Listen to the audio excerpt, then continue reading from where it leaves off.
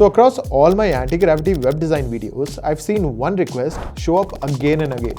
A lot of you kept asking me to use anti-gravity to create a website that's actually editable inside Elementor.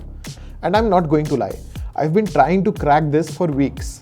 I've spent almost 3 weeks breaking my head on it, and I finally got it to work. It's not perfect yet, but it's a seriously good starting point, and the workflow is reliable enough that you can use it right now.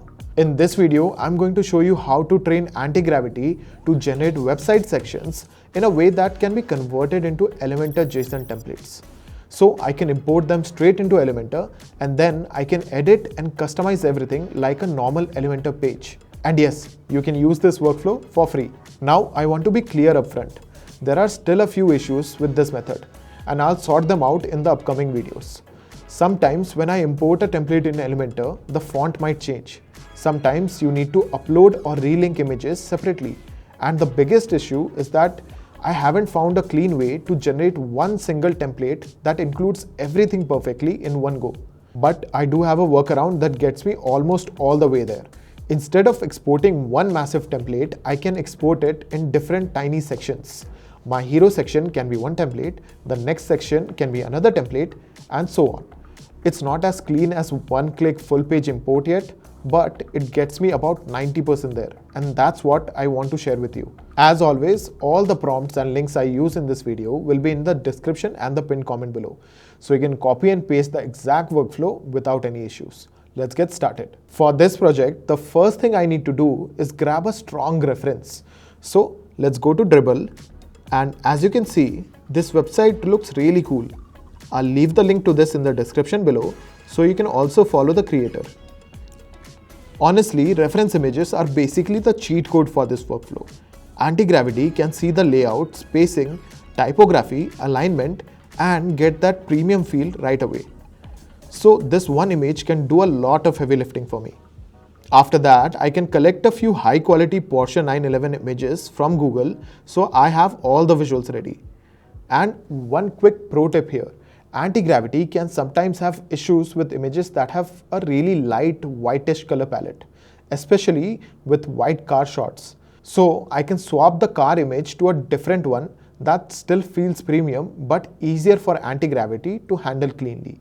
Then I can drop the Dribbble reference into ChatGPT, and I can ask it to describe the design in extreme detail, section by section, typography, spacing, and everything else.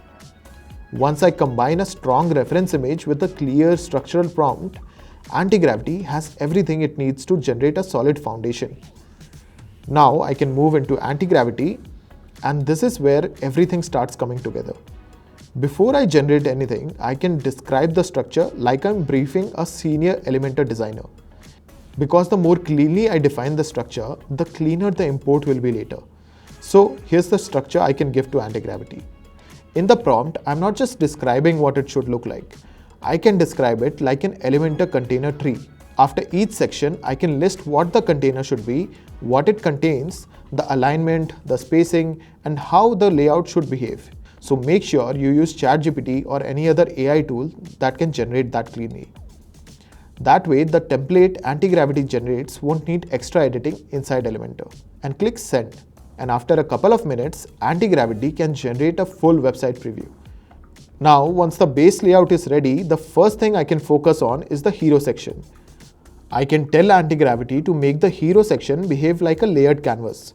I can also tell it that the overflow needs to be visible. Then I can also tell it that the 911 text should stay behind the car at a lower Z index, and that the car should stay above it at a higher Z index. Once I apply all of that, the hero can snap into place, and it starts looking like the reference image. Next, I can fix the most important detail, which is the car cutout. I can do it in the easiest way possible by replacing the hero car image directly inside anti-gravity. The only rule is that the new PNG needs to have the exact same file name as the old one. Once I drop it in and refresh the page, the transparent cutout should be perfectly in place. Now the 911 text shows through behind the car exactly like the reference image, and the hero section finally looks right. Once the hero section is locked in, I can convert this into a Elementor template. Then I can give AntiGravity a simple prompt to generate an Elementor JSON template just for this section. I'll link the exact prompt in the description below. After AntiGravity generates it, the JSON file can show up directly inside the project folder. Now I can jump into WordPress and make sure Elementor is installed and activated. Then let's go to Pages, click Add New, and then Edit with Elementor. Inside Elementor, click on this folder icon and go to Templates. This is where the imports happen. I can click on Import Template, drag and drop the JSON file, and click Continue. Once it uploads, I can preview it and then click Insert to add it to the page. And just like that, the hero section is imported into Elementor. Also, sometimes images won't show up immediately, and that's normal. I can just relink them inside the image widget. The layout usually comes in about 80 to 90% accurate, and any small spacing or padding tweaks are easy to adjust directly inside Elementor. Now, before I import the rest of the sections, I can do one quick fix so our website doesn't slow down. AI code can get heavy, and once I start importing multiple sections, it can get messy. So I use Airlift to keep the site optimized. Let's go to airlift.net, sign up, and add the site.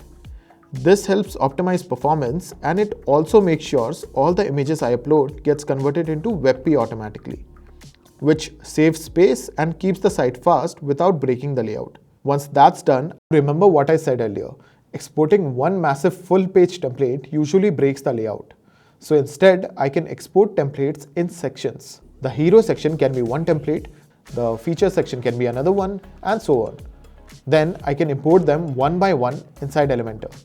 I know it's a workaround and I'm still testing, but once I figure out a perfect full page template method, I'll make a detailed follow-up video on that. So now I've got a complete Porsche style landing page generated in AntiGravity, exported as an Elementor template, and ready to publish as a real WordPress site.